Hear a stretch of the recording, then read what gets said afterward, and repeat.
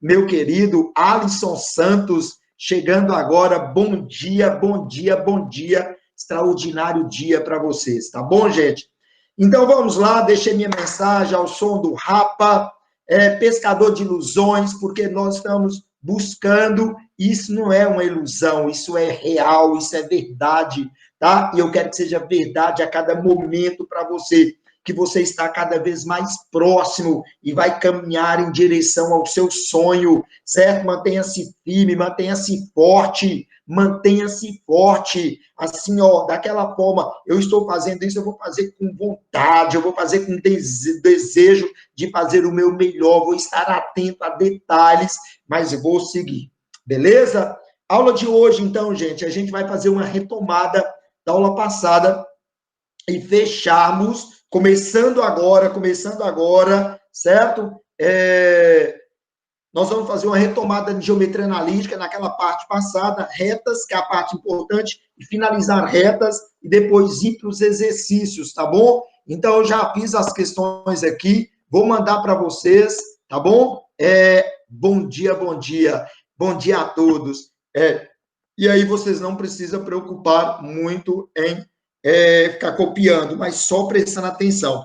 Então, vamos lá, até onde a gente já falou até agora, para a gente poder dar sequência, tá bom? Para a gente poder dar sequência. Então, ó, nossa primeira aula, ela envolvia o básico, esse básico que é o plano cartesiano, formado pelos eixos, né? Eixo X, eixo Y. Então, nós temos aqui, ó, considerando isso, né? A gente sabe claramente o que pode representar um ponto no plano cartesiano. Mas o que esse ponto traz para nós? Então, algumas coisinhas básicas e rápidas, né? Primeiro, se eu tenho um segmento AB, né? E eu tenho as coordenadas dos pontos extremos desse segmento, as coordenadas do ponto médio, simplesmente a média desses pontos, a média dos x e a média dos y. Distância entre dois pontos simplesmente é dado pela raiz quadrada da variação do x mais a variação do y ao quadrado. Não é isso, gente? Variação de x ao quadrado mais variação de y. Variação de x, x de um ponto menos x do outro. Se eu quero o baricentro, o que é o baricentro? É o encontro das medianas, é o ponto de interseção das medianas. Mediano, um segmento que sai de um vértice e vai ao ponto médio do lado oposto. O ponto de equilíbrio do triângulo é o centro do triângulo. O baricentro é o centro do triângulo, certo? De qualquer triângulo. O centro de qualquer triângulo é o baricentro, certo? Que é o centro de gravidade do triângulo, é o ponto de equilíbrio. Então, como é que eu encontro ele? Ele é dado pela média dos vértices, então a média dos x e a média dos y. Pois não, alguém vai me perguntar, ou tem alguém aqui na sala esperando? Está apresentando? João Vitor, bom dia. Bom dia, bom dia. Matheus Felipe, eu não estou não está apresentando a tela. Muito obrigado. É isso aí, meus parceiros. Gostei de ver. Então, vamos dar sequência aqui. Muito obrigado. É só um detalhe rápido, é só uma passada rápida, tá? Então, nós falamos do baricentro, que é dado pelas coordenadas, né? É a média dos x, a média dos y, é a média. Se eu estou trabalhando ponto médio, é média de 2 pontos, eu divido por 2. Se é média de 3, eu vou dividir por 3. Média aritmética simples.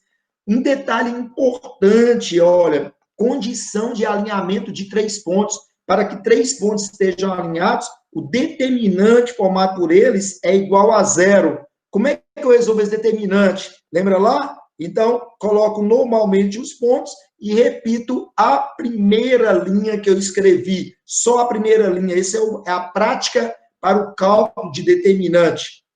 Agora, um detalhe importante, isso aqui é pouco usado, mas tem muita utilidade. Coordenadas de um ponto divisor.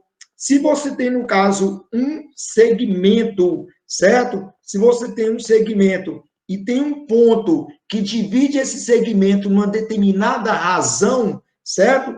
Você pode dizer, ó, AP está para PB numa razão, numa constante de proporcionalidade, certo? Então, qual é essa razão? A questão vai dizer, o segmento AP é o triplo de DP, por exemplo. Se aqui for igual a 3, aqui for igual a 1, eu posso dizer que AP está para PB na razão de quem? De 3 para 1, por exemplo, um exemplo, certo? E aí vale, ó, então trabalha na variação, x de P menos x de A, x de P menos x de A, está para x de B menos x de P, uma razão R, da mesma forma que você fez com x, faz com y.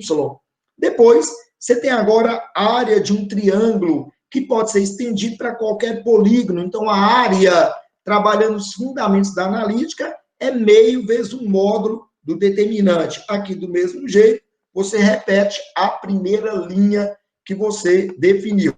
Agora, nós vamos aqui, isso aqui é geral, foi nas aulas passadas, tá? É só porque a gente vai finalizar essa segunda parte de analítica, então eu estou dando uma geral aqui, para você ver que é bem tranquilo o assunto. Óbvio, tem algumas questões que envolvem cálculos, analítica geralmente tem cálculo, mas as questões, enfim, vamos aguardar.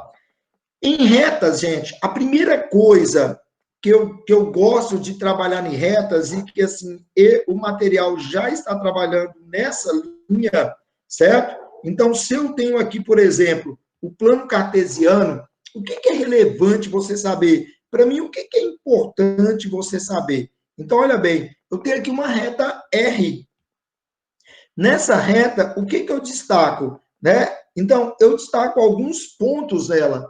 É importante saber que 2 pontos, olha bem, 2 pontos nessa reta, 2 pontos nela, 2 pontos distintos definem uma reta. Por 2 pontos passa uma reta. Mas o grande fundamento para mim é esse aqui, ó. Se existe, no caso, esses 2 pontos, pode existir outros infinitos pontos na mesma linha desses. Isso quer dizer, então, o quê? Gente, olha bem, isso é a construção, para mim é muito importante isso. Diogão, João Vitor, bom dia, bom dia. Gustavo Brito, meu querido, meu queridíssimo, meus queridos, que acabaram de chegar aí, sejam muito bem-vindos, tá? Olha bem, ó. Então, gente, olha o fundamento lógico, certo? Se eu tenho aqui um ponto A, se eu tenho um ponto A e eu tenho aqui um ponto B, necessariamente eu tenho x de A, y de A, x de B, y de B, são os pontos que fazem parte disso aí. Só que além desses pontos, existe um terceiro ponto que estará na mesma linha desses dois. Considerando esse terceiro ponto que está na linha desses dois, necessariamente nós vamos ter o quê? Nós vamos ter que esses pontos estão alinhados. Para que eles estejam alinhados, o determinante formado por eles é igual a 0. Agora, entenda uma coisa. O que é esse x e y mesmo? Esse x e y representa o x e o y, ou seja, um ponto que está na linha desses dois.